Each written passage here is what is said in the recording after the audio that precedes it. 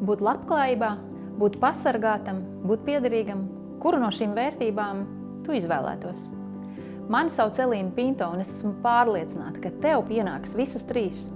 Katram Latvijas cilvēkam jābūt drošam par cieņpilnām vecumdienām un ceļu līdz tam.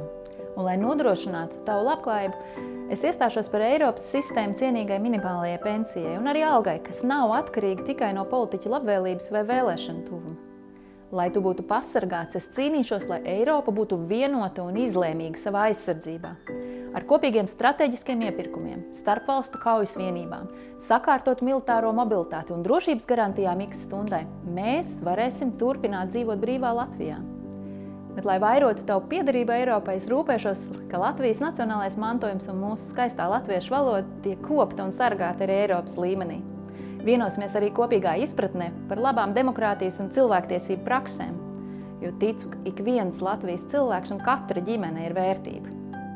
Es esmu latviete ar 20 gadu pieredzi Eiropas institūcijās, biju klāt veidojot Eiropas Savienības militāro komandu centru, praksē uz vietas Afganistānā pieredzēju NATO un Eiropas Savienības sadarbību. Ar savu juridisko un cilvēktiesību izglītību un pieredzi pilsoniskajā sabiedrībā es iestājos par cilvēku cienīgu iztikas minimumu Latvijā, par ģimenēm, kurās aug bērni ar attīstības traucējumiem un izloloju diasporas likumu, kas sargā latvietību arī ārpus Latvijas robežām. Mani sauc Elīna Pinto, un mana misija ir pasargāta, labklājīga un piederīga Latvija, stiprā, drošā Eiropā.